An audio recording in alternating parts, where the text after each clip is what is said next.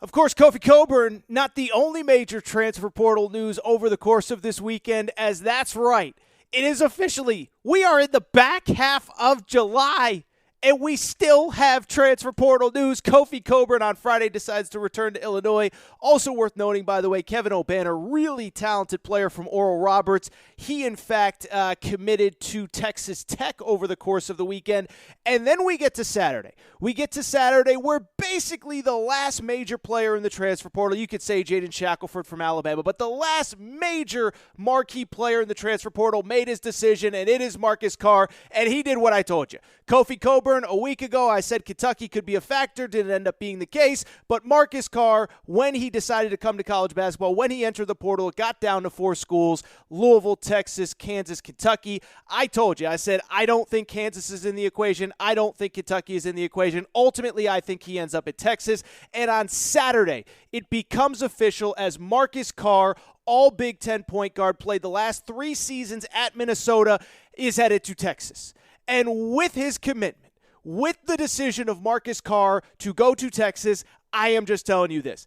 Texas is a definitive, you cannot argue this, top 5 to 7 team in the country. I think you can argue maybe top 2, 3 in the country, and they are a legitimate national championship contender. Now look, I've spent a ton of time this offseason talking about Chris Beard in Texas. I don't want to beat a dead horse with everything that I've already talked about, but let me reiterate the most important point that you need to know about Chris Beard in Texas. Chris Beard at Texas Tech in year 2 went to an Elite 8. In year 3, went to a Final Four, played for a national championship against Virginia. If they get one stop on the final offensive possession against Virginia, they are national champions at Texas Tech with Chris Beard in 2019. Why is that important? It is important because if Chris Beard is going to leave Texas Tech for another job, leave Texas Tech, a school that he had one defensive stop away from winning a national championship, he had to go to a school where he knew that he believed, at least, that he could turn that program into a national championship contender every single season. Not I got to catch the right breaks, not if I can get this 5-star, not if I can win a national championship every year. And so when Chris Beard took the Texas job, what that signaled to me and what I have said all offseason long, I said Chris Beard believes he is going to build Texas into the next superpower in college basketball. And I'll just say this. We only have a 3-month sample size, but that is basically what he's done. I know I've talked a lot about it, but here are the guys that he has brought in since he has come to Texas.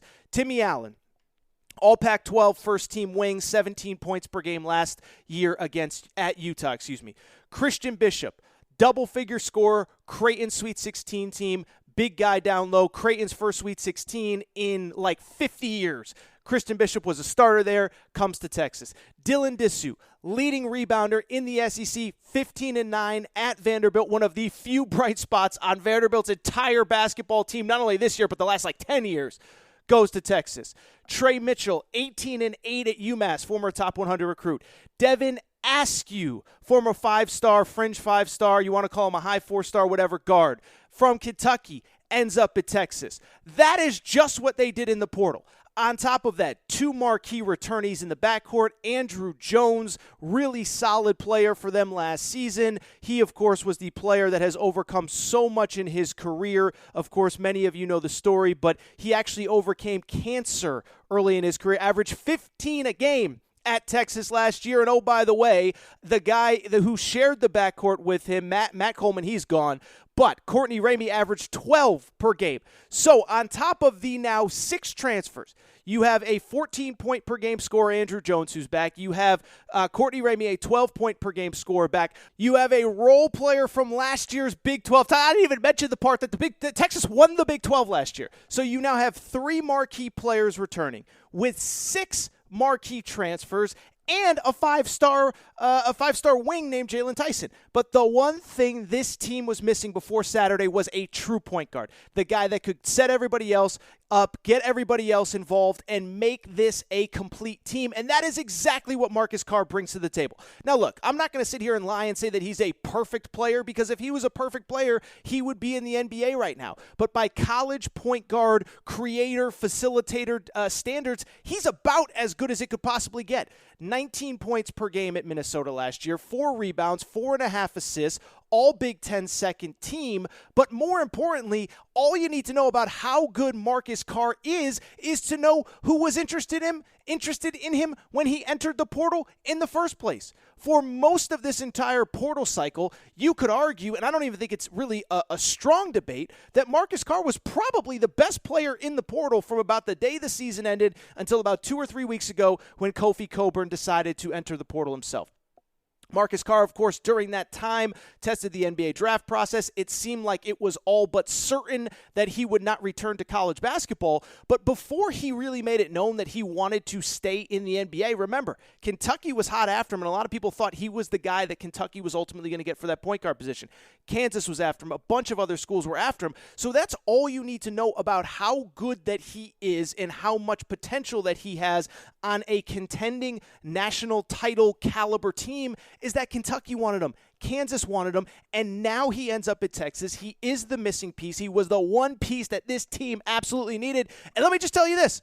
I'll say what I just said 5 minutes ago to open this segment, which is very simply, Texas is a legitimate national championship contender. And I know some of you are going to push back, and I see on Twitter all the time, oh, it's Texas. You guys, you and the media always overrate Texas.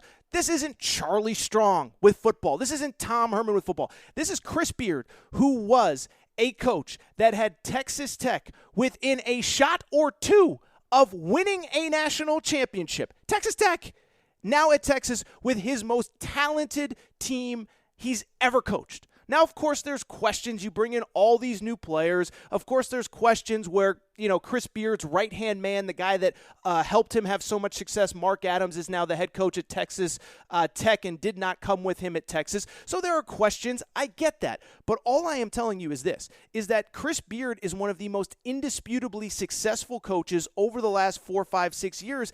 And now he has the single most talented roster that he has ever had, a team that really the only teams that are like him are maybe Kentucky, maybe UCLA, maybe Gonzaga, Villanova, Kansas, whatever. There's a select few that now, with what Chris Beard has done, they can play any style they want. They can play big, they can play small, they can play fast, they can play athletic, they can shoot, they can rebound, they can defend, they're deep, they're versatile, they can overcome an injury. There are so many different ways this team can play because, again, this is the single most talented team that Chris Beard has ever had. And I'll just tell you this. You can debate with me what you want about Texas this, Texas that. They are a legitimate national championship contender. I don't care what the history says. I don't care that they're not a blue blood like Kansas or Duke or Kentucky or North Carolina. I am just telling you they have one of the most respected head coaches in college basketball, and this is definitively the most talented team that he has ever had, as Marcus Carr is the final piece of what should be a team that I believe will start preseason top 5 with real national championship potential in year 1 under Chris Beard. I'll say this in conclusion. I was not in favor of the one-time transfer rule, but man, has it pumped new life into college basketball as Kentucky's rejuvenated. Kansas is rejuvenated with Remy Martin. Texas is now rejuvenated. Michigan's added pieces. UCLA's added pieces. It is incredible what the transfer portal has done to college basketball. Obviously, there's other schools as well, Arkansas, LSU, Auburn, whatever. But the point I'm trying to make, this is Texas's best team in a long time. This is Chris Beard's best team. Marcus Carr, the missing piece. And I'm just telling you, you can argue with me if you want, but Texas is a national championship contender. If you enjoyed this video, please do me a favor. Make sure that you are subscribed to the Aaron Torres Podcast YouTube channel. Subscribe to the actual Aaron Torres Podcast, 365 days a year, college football, college basketball, a lot of good stuff, especially with football season coming up. Follow me on Twitter at Aaron_Torres, on Instagram at Aaron Torres Pod.